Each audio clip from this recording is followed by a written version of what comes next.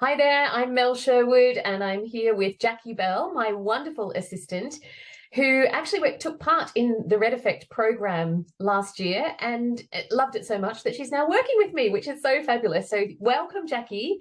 Thank you for joining me. I thought it would be useful to ask Jacqui some questions about her experience of the Red Effect and what she thinks about our Red Effect retreat, which is coming up at the end of the month. So, Jacqui, I suppose the first thing to ask you is really, why did you decide to take part in the program in the first place? What was going on for you at the time? What did you hope to achieve? I suppose at the time, which was a year and a half ago, we were still in the middle of various stages of lockdown. It was a friend of mine who'd actually spotted that you were doing the course, Mel, and we both took part. For me, I was in a bad place mentally. It wasn't fantastic. I mean, I've got a lot of friends who are probably struggling more than me, but I think that is partly also the point, is the fact that it doesn't matter how you are relative to anybody else, but it's how you are to yourself and where you know you can be. And I knew I needed to do something. And so for me, it looked great. It sounded great. It's nice and straightforward. And I wanted to get a clearer understanding of the reasons behind my perceived low self-esteem, to try and get some techniques to try and improve that. There were some incidents that had happened in the previous 12 months or so, which had really quite badly dented my mental health, which I was struggling with a lot of stuff.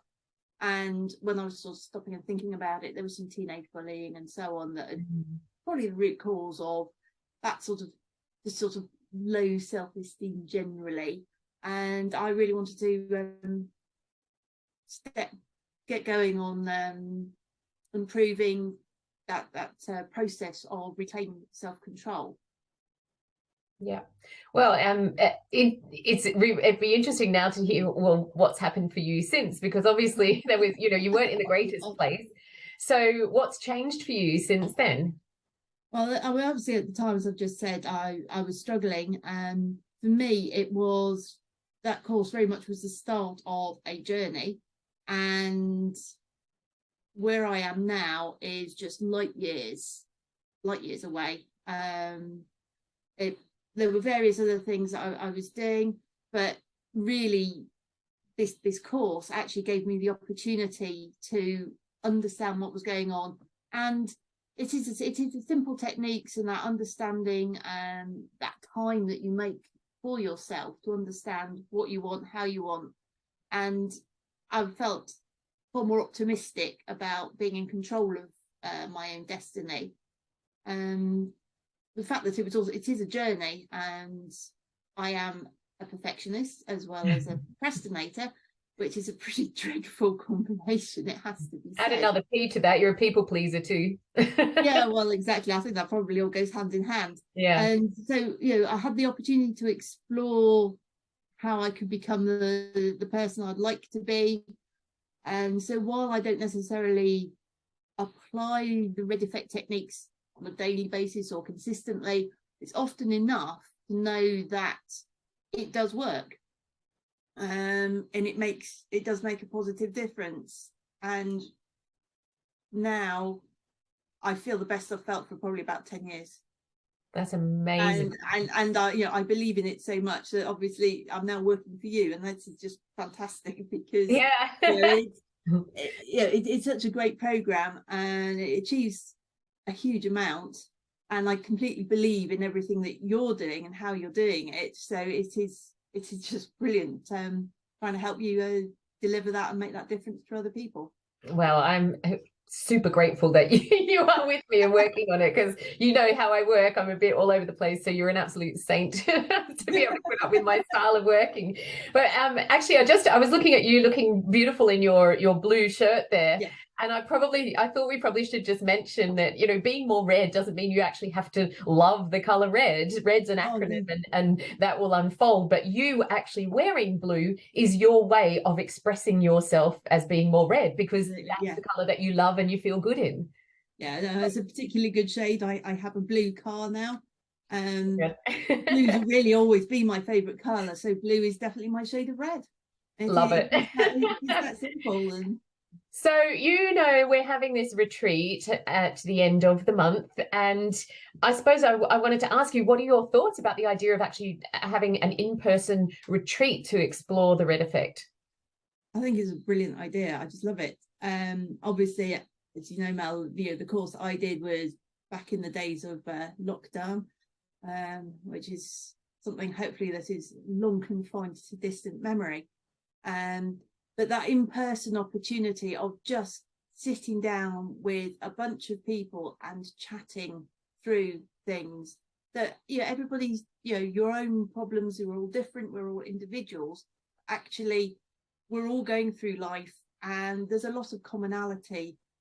And what was amazing was, even though the course that I did was over Zoom, how much support these people that didn't know each other, we were all very open, all very supportive, and actually we all worked together to help and encourage each other achieve everything that we could do.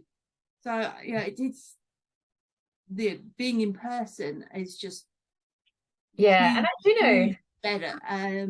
But it's also, I think, with the weekends, it is that opportunity to really focus, to shut yourself away from that sort of daily stress, the interruptions. And my kids are away at uni, so they don't bother me anymore. My husband works from home a lot of the time these days. But there's all sorts of stuff in daily life that can interrupt that process. So actually just making that time to explore yourself, I think it's just fantastic. Yeah, and I think that's the thing. We don't take the time out. We're just constantly on that treadmill of life, and how making sure everyone else is satisfied and happy, and whether you've got caring duties or parent duties or work commitments or volunteering commitments or whatever it is that you do. Life is busy, and sometimes we actually just stuck in the moment of living life, and we don't think about, actually, are we happy in this life? Is this actually fulfilling for us? And so the reason I'm really excited about running the retreat and allowing people to, as you say, just take a step away from day-to-day responsibilities and commitments and give yourself the time. And whilst there's the group activities where we share things, there's also a lot of solo time scheduled into the weekend, so that people can sit back and really connect with who they are at their core. So I can't wait. Now, you've been to the Marine Hotel in beautiful North Berwick, where it's going to be held. What do you think of the venue? Well, as you know, Mel, the sea just appeals, always appeals to me. I love the sea, and living as I do in Leicestershire, which is about as far away from the sea as you can get in the UK. Just looking out of those windows, and you've got the beach, you've got this huge expanse of sea, fabulous views. I mean, it's just so conducive to that freedom that you can give yourself by going on the retreat. The entire environment, it was warm, it was welcoming, it was very calm, and it was just very conducive, I think, to that opportunity to explore yourself. I think there's a nice room there. There's sort of that areas you can sort of break out. You can just take time and just calm down and think and consider. And enjoy a bit of luxury as well.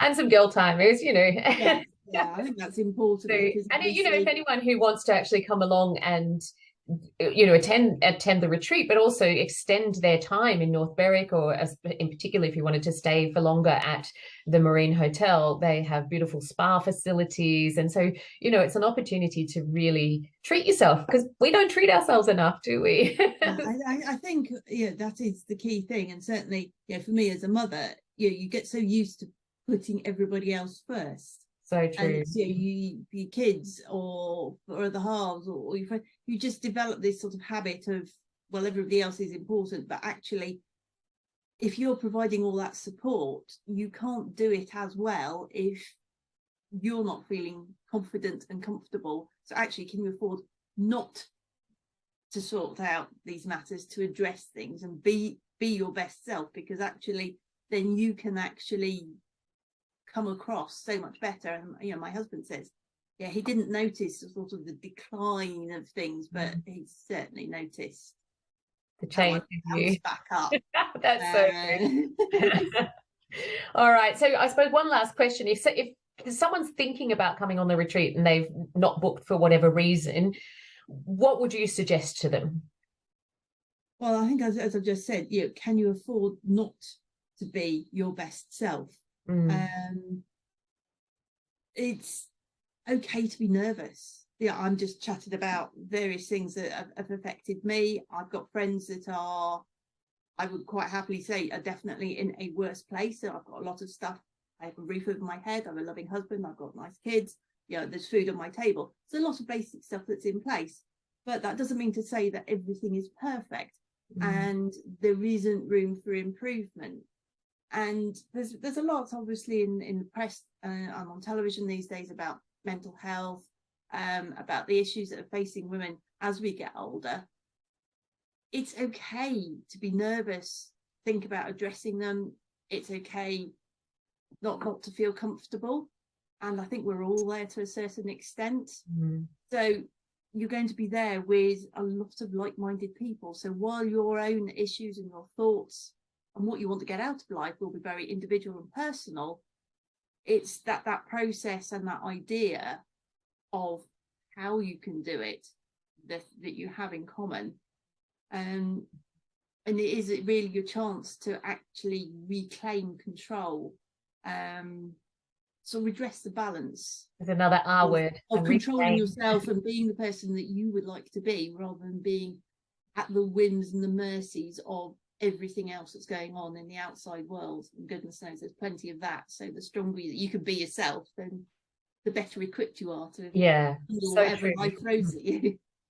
Thank you for sharing that. And you know that I love creating a safe, supportive environment for people that I work with. So that's my intention, is to ensure that people who come along are feeling supported, feeling safe to really dig deep. Sometimes doing this personal development work stuff, it brings up some stuff. I know that certainly in the group sessions that we've had online, there's been tears, there's been laughter, but all, at the end of it, everyone has felt more comfortable, more confident, more clear about who they are and what they want. And obviously our aim is to ensure that everyone has a red print, a unique red print for their own life, so that you start to make decisions that align with really who you are and what you value. So I can't wait to run the retreat. I'm sure this won't be the last one either. So, but we'll see how it goes. I think this needs to become a regular event. Well, we'll see how it goes. So I thank you so much for your time today, Jacqui. I am really, really appreciative that you actually took part in it, and now supporting me in the business, which is just brilliant. So I will sign off now. And for anyone who is thinking about coming to the retreat, it's not too late to book. So please do get in touch if you have any questions. And if you want to check out more details, go to www.bemorered.com. That's bemorered.com. Have a good day. Bye now.